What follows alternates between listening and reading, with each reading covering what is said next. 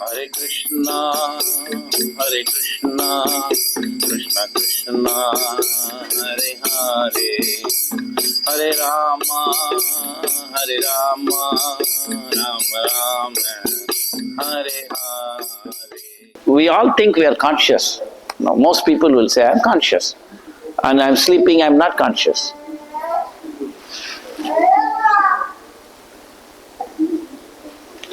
But actually, this is not consciousness. Actually, this is not consciousness.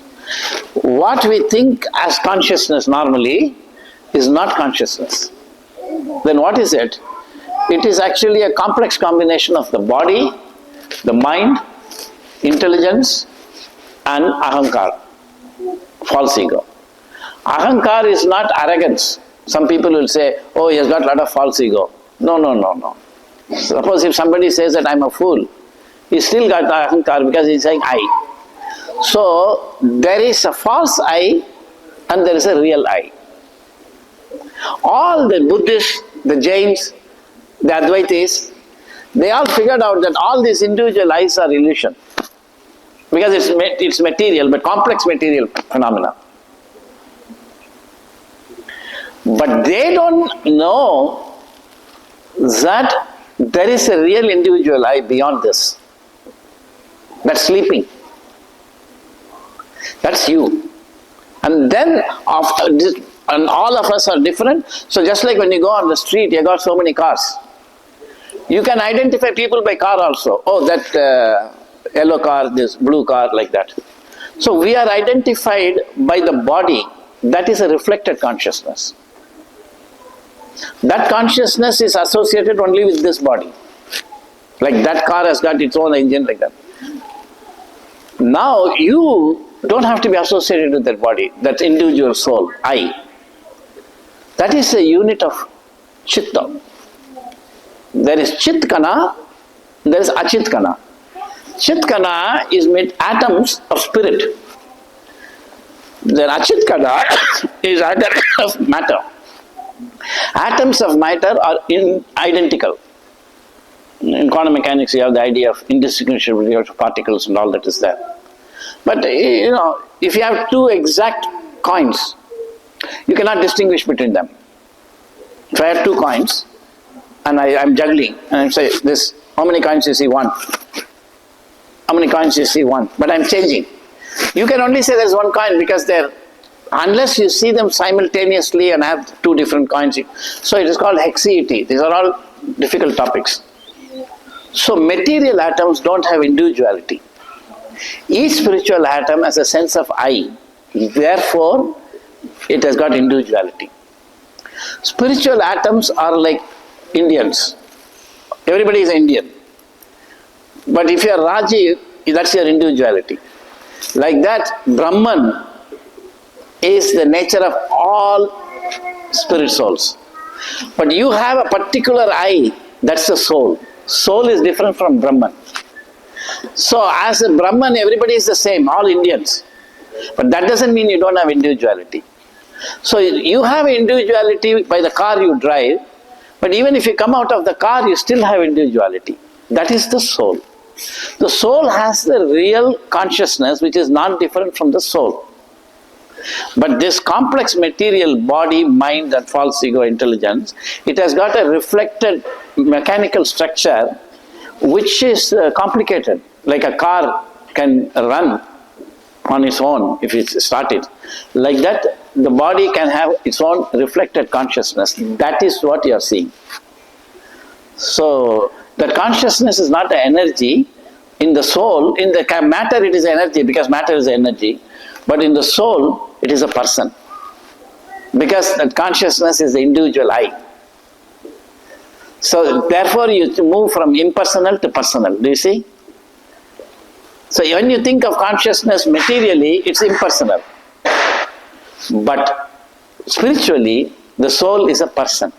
So materially consciousness is an energy, but it's not real, it's false consciousness. Spiritually consciousness is a person. That is the soul.